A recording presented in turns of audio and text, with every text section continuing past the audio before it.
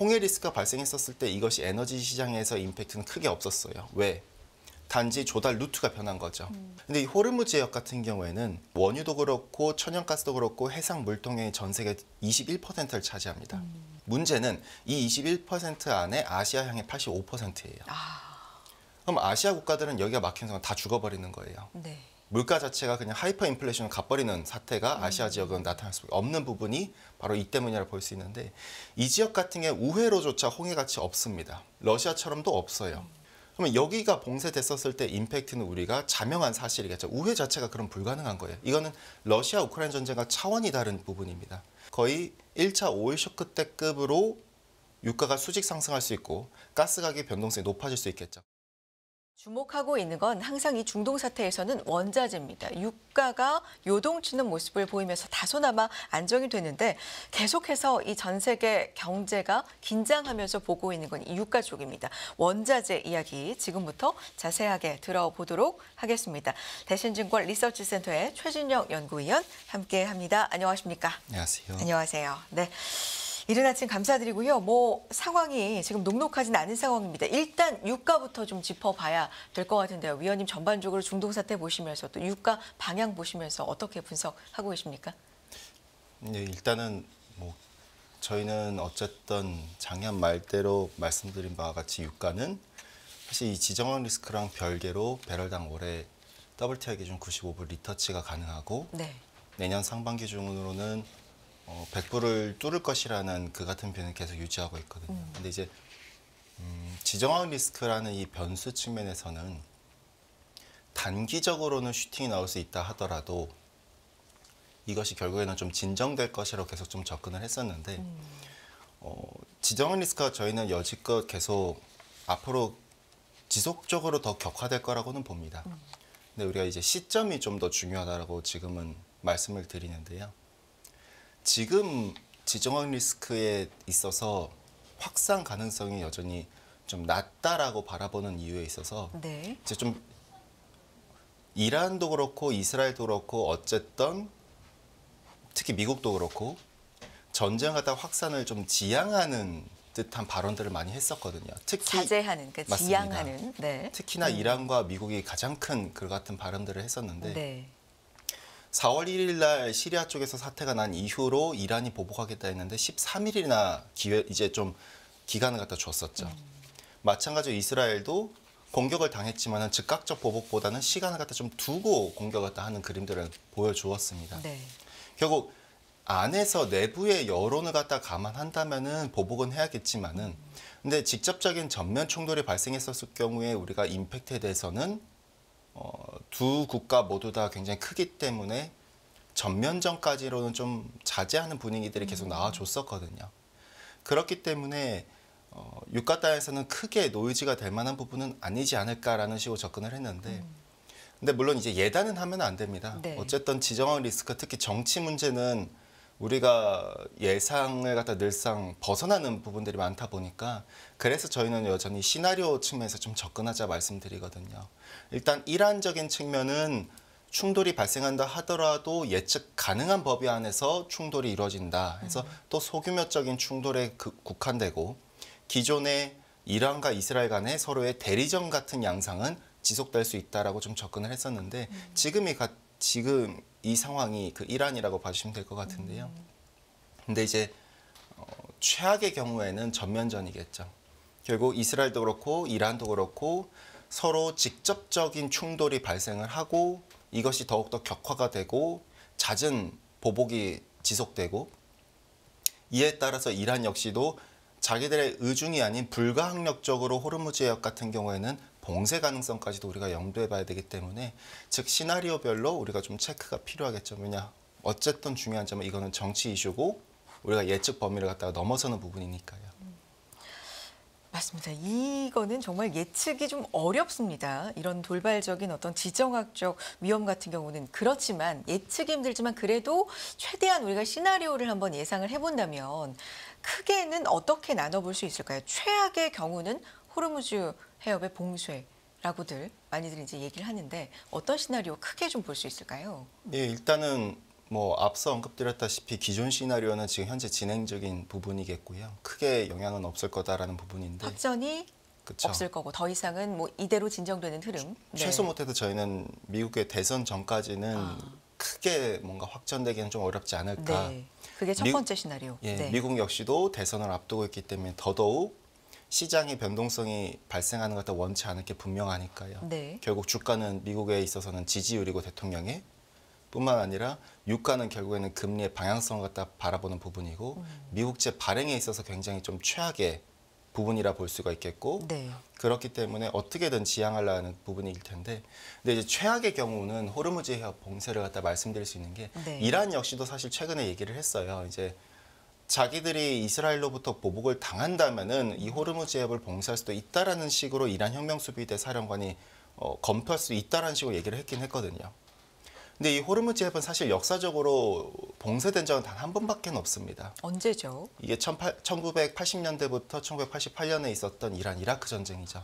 그러니까 그것도 자기들의 의중에 의해서 봉쇄된 게 아니라 그러니까 불가항력적으로 발생을 한 거예요. 왜냐하면 전쟁이 발생하니까 거기에 봉쇄가 돼버린 거죠. 근데 이 호르무즈 해협이 왜 중요하냐면은 단순히 초크 포인트라서 그렇다기보다는 이 해협의 특성을 우리가 봐야 됩니다. 그러니까 사실 러시아 우크라이나 전쟁이 터졌었을 때 저는 이것이 단기적으로는 유가를 치고 나갈 수 있지만은 진정될 거라 봤어요. 어째서다? 결국 유럽한테 못 팔던 걸 중국과 인도한테는 팔 수 있으니까요. 단지 운임비가 높아지는 거죠. 제재가 걸렸어도 유럽과 미국한테 제재가 걸린 거지 중국과 인도한테 제재가 걸린 게 아니었으니까요. 그래서 해상 운임비만 높아지는 결과가 발생을 했었을 뿐이었습니다. 실질적 공급 차질은 없었죠. 오히려 단기적으로 유럽인들이 결과적으로 장기 계약하다 부랴부랴 다른 조달처에서 체결을 해야 되다 보니 호가가 튀는 상태가 발생하면서 유가가 튀었던 건데 홍해 리스크도 사실 마찬가지예요. 홍해 리스크가 발생했었을 때 이것이 에너지 시장에서 임팩트는 크게 없었어요. 왜? 단지 조달 루트가 변한 거죠. 왜? 실질적인 공급 차질은 없거든요. 그냥 운송 루트가 바뀌는 겁니다. 그러다 보면 운임비가 높은 운임비가 또 한 번 고착화되는 결과물로 나타났죠. 근데 이 호르무즈 해협 같은 경우에는 이 지역 같은 경우에는 원유도 그렇고 천연가스도 그렇고 해상 물통의 전 세계 21%를 차지합니다. 그러면 21%를 차지하면은 문제는 이 21% 안에 아시아향의 85%예요. 그럼 아시아 국가들은 여기가 막힌 순간 다 죽어버리는 거예요. 네. 이제 뭐랄까요? 약간 물가 자체가 그냥 하이퍼 인플레이션을 가버리는 사태가 아시아 지역은 나타날 수밖에 없는 부분이 바로 이 때문이라 볼 수 있는데 이 지역 같은 게 우회로조차 홍해같이 없습니다. 러시아처럼도 없어요. 왜? 이 지역 안에 산유국들과 천연가스 생산 국가들을 살펴보면은 사우디, 그리고 아랍에미리트, 카타르, 이라크, 그 다음에 쿠웨이트 이런 나라들이에요. 이란하고. 즉 글로벌 주요 공급 측면에서 천연가스나 또는 원유 공급 측면에서는 거의 뭐 세계를 갖다가 한 35% 차지할 수 있는 애들이겠죠. 근데 이들의 공급에 있어서 우회로를 해봤자 사우디랑 아랍에미리트 갖고 있는 파이프라인밖에 안 됩니다. 근데 이것조차도 다 합해봤자 일평균 390만 배럴밖에 우회가 불가능해요. 그러면 여기가 봉쇄됐었을 때 임팩트는 우리가 자명한 사실이겠죠. 우회 자체가 그럼 불가능한 거예요. 이거는 러시아 우크라이나 전쟁과 차원이 다른 부분입니다. 그렇기 때문에 이것이 봉쇄됐었을 때는 거의 1차 오일 쇼크 때급으로 유가가 수직 상승할 수 있고 가스 가격 변동성이 높아질 수 있겠죠. 그러나 이것은 최악의 경우고 우리가 물론 이제 시나리오별로 염두를 했었을 때 이 사태가 발생을 한다면은 에너지 가격은 그때부터는 전망의 의미가 없겠죠. 전망 자체가 무의미한 그림이 돼버리겠죠. 근데 이게 됐었을 때는 당연히 명목금리는 튀어버리게 되고 명목금리가 튀게 되면은 그동안 금리의 하락 베팅을 갖다 해왔었던 성장주들은 당연히 조정이 크게 발생할 수밖에 없겠고 마찬가지로 아시아 지역들은 가장 큰 충격에 미국보다도 더 상대적 더 큰 충격에 노출되겠죠. 왜? 미국은 애시당초 산유국이고 자급자족이 가능한 나라이고 아시아 지역은 그게 안 되는 나라들이니까요. 그러한 같은 우리가 놓고 본다면은 이 최악의 경우와 지금의 최선의 경우가 현재 진행형인데 이 두 가지를 크게 좀 놓고 봐야 될 것 같고요.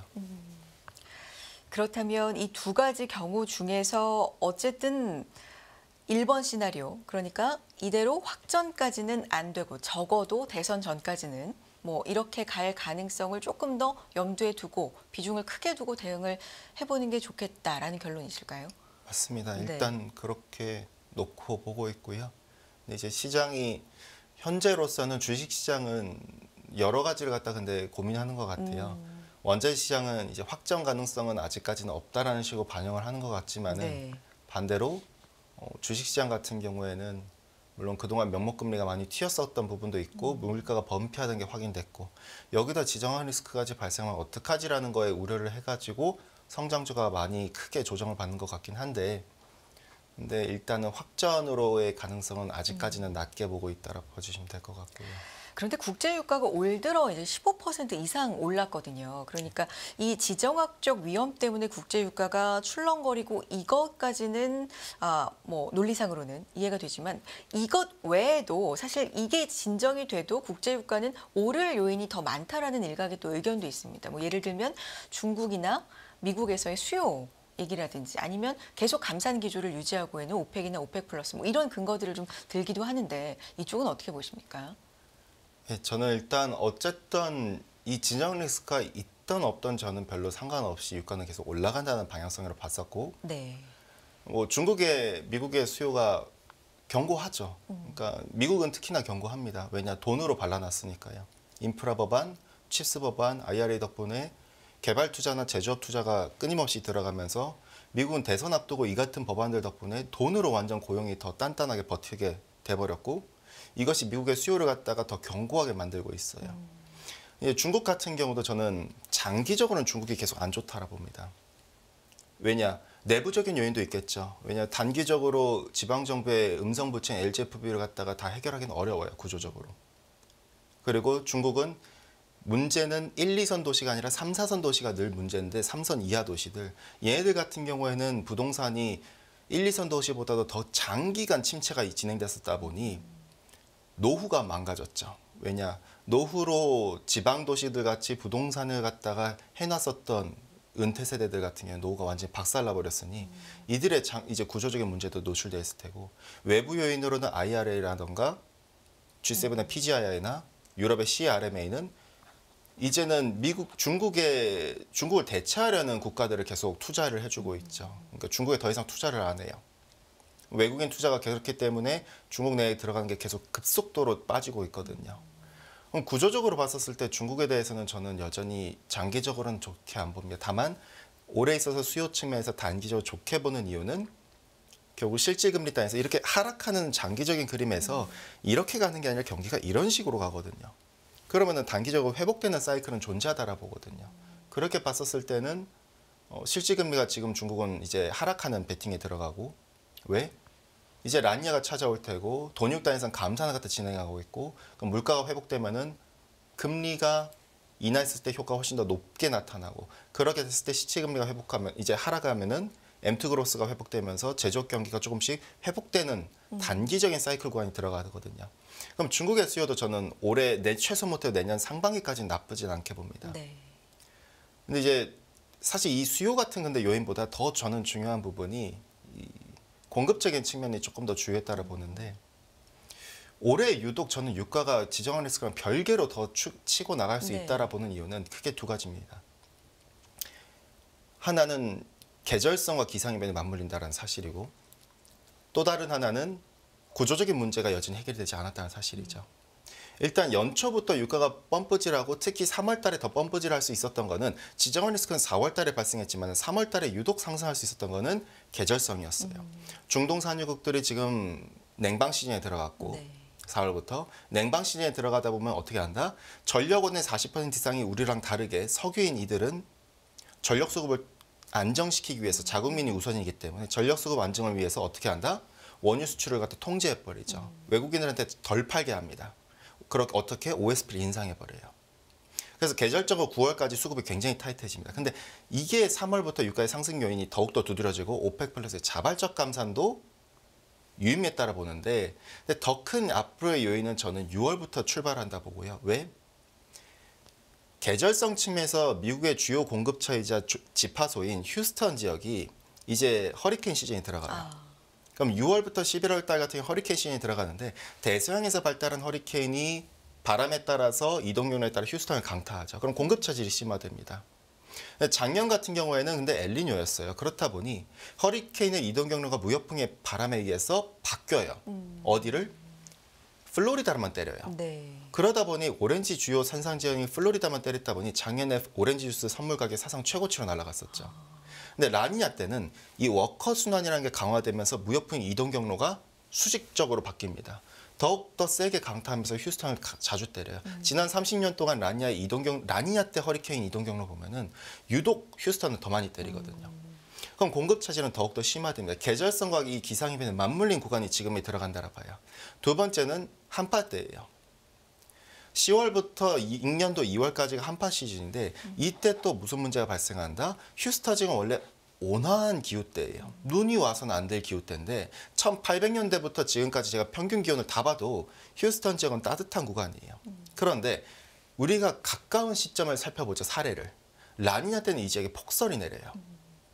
가까운 시점이 언제다? 2020년부터 22년 상반기까지 라니냐 구간입니다. 네. 이 라니냐 때 무슨 일이 발생했다? 휴스턴 지역 겨울철에 폭설이 와가지고 한파 때문에 송유관과 가스관이 얼어붙어 버린 거예요. 이 동파 리스크 때문에 가격이 다 튀어버렸었죠. 그럼 이 기상이변과 하필이면 계절성이 맞물리는 구간이 우리가 지금 노출되어 있는데 또 하나 가장 저는 좀 걱정되는 부분은 구조적인 문제예요. 네. 공급 문제가 해결이 됐냐 이거죠. 해결이 된 게 아무것도 없어요. 왜? 공급 측면에서는 에너지 기업들은 투자를 안 해요. 이들은 투자를 안 합니다. 어째서? 장기적으로 봤었을 때 자꾸 화석연료를 죽여요. 각국 정부들이. 그럼 기업들은 바보가 아니고선 투자 안 합니다. 장기적으로 봤을 때 그러니까 아람코가 1월 30일 날 2027년까지 있을 일평균 100만 배럴에 달하는 신규 프로젝트를 갖다 철회한다 발표했죠. 그럼 공급 크로스가 둔화된 속도가 굉장히 빨라지고 있다는 사실이에요. 일각에서는 트럼프 오면 괜찮다라고 얘기를 합니다. 근데 과연 그럴까? 먼저 어째서 미국 E&P 기업들, 즉 셰일 기업들이 왜 투자를 안 하는지 살펴봐야 돼요. 얘들이 왜 투자를 안 하고 있는가? 이유는 뻔합니다. 증세예요. 바이든 행정부 때 증세 법안을 발표했잖아요. 세금을 올렸잖아요. 그러니 기업들은 투자 안 합니다. 절대 안 해요. 바보가 아니고선 투자 안 합니다. 증세를 올리고 유전에 있어서 보증금을 갖다가 15배에서 20배 인상했다 보니 댈러스 연전 지난달에 발표된 서베이상 보니까 지난해 대비 신규 유정을 개발할 때 투자 비용이 얼마나 늘었다? 17.3%가 증액이 됐대요. 그러니까 증액이라기보다 상승해버린 거죠. 세금 때문에. 그러니 이들 기업들이 최근에 보면은 투자를 안 하고 신규 유정을 개발을 안 하고 뭘 한다? 계속 기존 유정을 갖고 있는 경쟁사 거를 갖다가 인수합병해요. M&A를 하던가 아니면 그냥 자사주 소각하고 배당 확대하는 데 집중합니다. 이러다 보니 즉 자사주 소각과 배당 확대보다도 끊임없이 투자를 안 하는 그림으로 가고 있죠. 공급은 그럼 한정적이에요. 이러니 버크셔 해서웨이가 끊임없이 에너지 섹터에 대한 비중을 늘리고 있거든요. 단순히 배당 확대해서가 아니라 지금 구조적으로 뭔가 계속 문제가 발생하고 있다는 걸 확인되고 있거든요. 많이들 전기차나 신재생 에너지 이걸 대체할 수 있다라고 접근을 해요. 근데 이게 저는 불가능하다 보는 게 신재생 에너지와 전기차의 맹점은 두 가지입니다. 첫 번째, 고금리 하에서는 얘들은 투자하기가 어려워요. 특히 신재생은. 신재생이라는 이 산업은 결국 낮은 이자를 갖다가 가지고 레버리지를 일으켜서 투자를 갖다 확대하는 구조예요. 그렇기 때문에 지금 같은 고금리 환경에서는 더욱더 어렵고 문제는 고금리가 뭐다? 고유가니까 고금리인 거예요. 네. 고에너지 가격이니까 고금리인 거예요. 그렇다 보니 투자는 작년에 미국의 신재생 에너지 투자가 계속해서 급감하고 사업이 다 철회됐어요. 이유는 뻔합니다. 고유가 고금리입니다. 그러면은 이들 단에서 대체하기도 어렵다는 건데 특히나 뭐다? 신재생 에너지와 전기차는 돈 많은 나라나 가능한 산업이에요.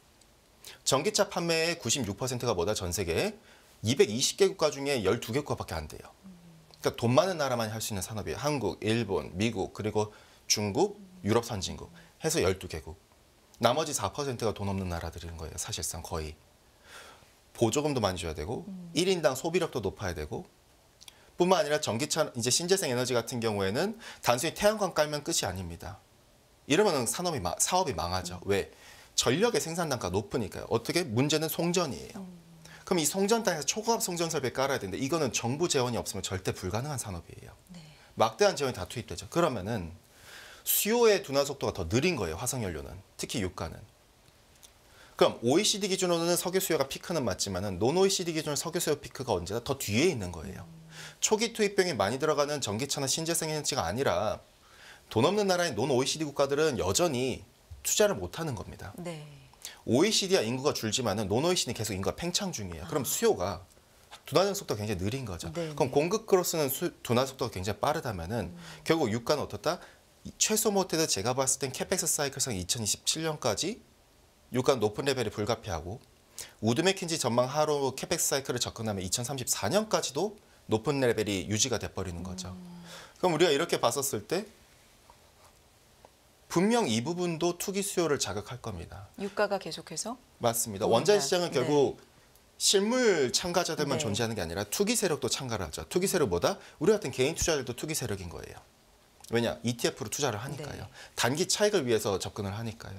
그러면은 시장 단에서는 현재로선 수급이 타이트해지니까 치고 나갔지만은 앞으로 봤을 때 란야가 이제 다시 공급 차질을 갖다 일으키고 계절성과 기상이변을 그럼 뒤이어서 구조적인 문제도 자극하기 뻔하기 때문에 투기 수요는 더욱더 가격을 치고 나가게 하면서 올해는 여전히 저희는 WTI 기준 배럴당 95불의 목표를 두고 내년엔 상반기 중으로는 100불을 깨버리고 올라갈 것이라는 전망을 그대로 작년 연간 전망의 비율을 그대로 유지를 하고 있는 부분이겠죠. 지금 이제 눈에 띄는 게 지금 유가가 워낙에 핵심 어떤 큰 줄기이기 때문에 길게 또 질문을 유도드렸고 답변도 자세하게 해주셨는데 WTI 95달러 그리고 내년 상반기 100달러라는 건 지정학적 위험을 배제했을 때 맞습니다. 지금 공급과 수요 어떤 일반적인 그런 분석하에서의 맞습니다. 네, 목표잖아요. 어떤 예상 가격이잖아요. 네. 그렇다면 여기에 지정학적 리스크가 있다면 뭐 훨씬 더 더 출렁일 수 있다. 앞당겨지겠죠. 네. 근데 그때는 가격의 전망이 무의미하겠죠.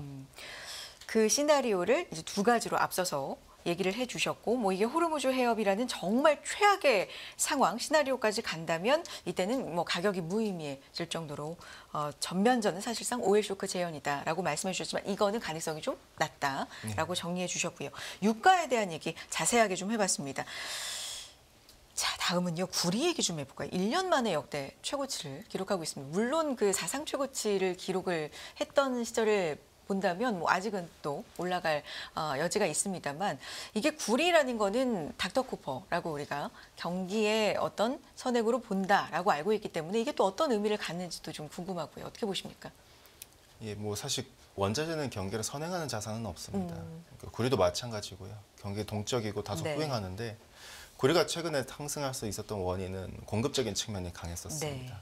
결국 광산들이 폐광이 이루어지고 계절적으로 하필이면 이제 타이트한 광산의 공급 구간에서 폐광과 이런 것들이 중국 재련 기업들은 마진이 적자로 돌아서고 그러니 공동 감산이 이루어지면서 가격이 치고 나간 거거든요. 네. 근데 저희는 지난번에도 말씀드렸다시피 차라리 금을 갖다가 비중을 더 늘리기보다 포트폴리오 안에서 이 상황에서 그 돈으로 구리나 은을 더 늘리면 더 매력적이라고 말씀을 드려왔었어요. 산업금속을. 왜? 지금의 경기 사이클 측면에서 접근하자 이거죠. 제조업 경기가 어떻다? 바닥을 다지고 회복하려는 방향으로 전개되려 하고 있어요. 역사적으로 보면은 바닥에서 턴어라운드 하기 직전까지는 금이 상대적으로 좋습니다. 근데 턴어라운드 한 이후부터는 구리와 은의 상태에서 훨씬 더 강해지거든요. 이걸 어떻게 할 수 있다? 제조업 경기를 선행한 지표는 여러 가지가 있는데 네. 그중 하나 OECD 디퓨전 인덱스가 향후 8, 9개월 동안 회복을 얘기해주고 있고 글로벌 미국을 제외한 중앙은행들의 정책금리 인하 순회수를 놓고 보더라도 마찬가지로 제조업 경기 회복을 얘기를 하고 있어요. 그럼 구리의 상방 배팅인데 앞으로는 수요가 이 가격을 자극할 겁니다. 특히나 투기적 수요 단에서 뭘 더 자극할 것이냐? 뭐가? 바로 구조적으로 공급은 여전히 제한적이에요. 중국 때문에 그동안 투자를 제대로 못 해놨었거든요. 중국의 공급 과잉 때문에. 지난 2012년부터요. 그러면 광산은 공급이 타이트한 상태고 그 상황에서 데이터 센터라는 새로운 수요가 등장을 하고 있죠.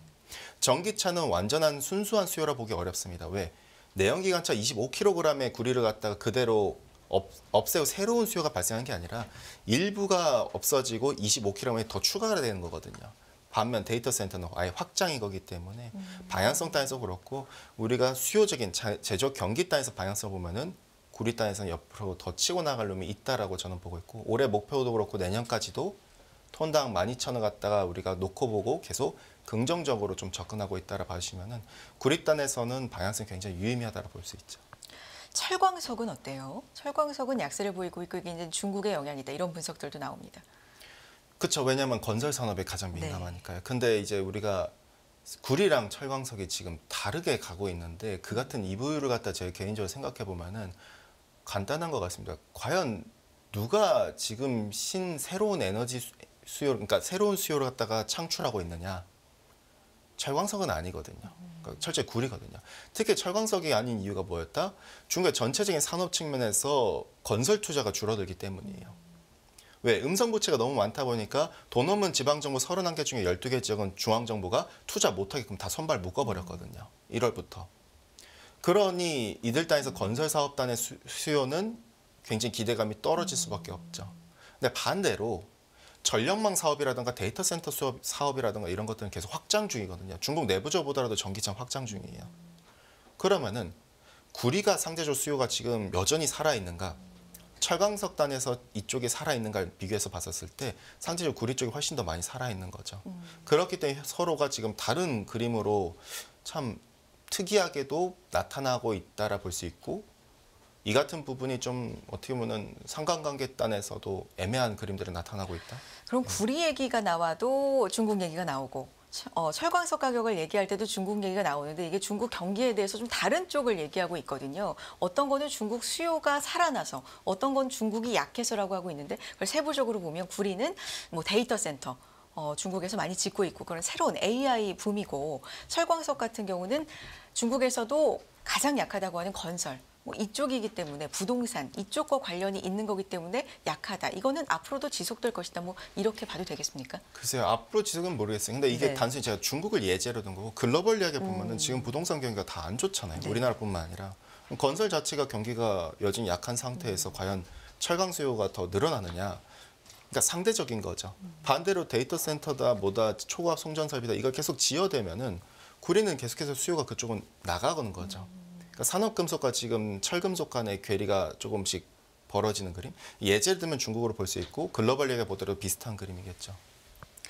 알겠습니다. 오늘은 특히나 유가 분석에 좀 시간을 저희가 많이 할애를 했고요. 그리고 구리와 철광석까지 얘기를 해봤고 저희가 최진영 연구위원을 이제 라니냐 조이라고 저희 프로그램에서 이제 부를 만큼 이 라니냐에 대해서 집중적으로 말씀을 항상 해주십니다. 특히나 이 소프트 원자재 코코아 같은 가격을 벌써 뭐 작년부터 이렇게 천정부지로 오를 것에 대해서 미리 좀 분석을 해주셨다고 할까요? 계속 오릅니다. 뭐 이런 코코아 가격이라든지 또 이렇게 좀 눈여겨보고 계신 라니냐 관련돼서 이쪽이 또 크게 움직일 수 있겠는데 그 눈여겨보고 계신 부분 없는지 마지막으로 질문드리고 싶어요. 저는 천연가스라고 말씀드리겠고요. 천연가스입니까 근데 이번엔? 이제 네. 천연가스 가격을 보시지 마시고 천연가스 관련된 생산 기업을 저는 주목하자 말씀을 드려요. 결국에는 왜냐 주식은 원자재와 달리 완전 실물 자산이고 다소 경기 동적이고 후행하는 자산이란 반면에 네. 주식은 선행 자산이기 때문에 저는 이걸 생산하는 기업들은 미리 반영을 하려 하거든요. 얘네들을 계속 앞으로 주목하고 연초 한 3월부터 반등하긴 했습니다. 근데 저는 최소 못해도 이 방향성을 갖다 놓고 봤었을 때는 최소 못해도 내년 상반기까지는 계속 우리가 유의미하게 바라봐야 될 부분이라 봐주시면 될 것 같습니다. 천연가스 얘기해 주셨네요. 이 부분도 또 저희가 계속해서 눈여겨서 보고 따라가 보겠습니다. 원자재에 대한 얘기 여기까지 듣도록 하죠. 대신증권 리서치센터 최진영 연구위원 함께했습니다. 고맙습니다. 감사합니다.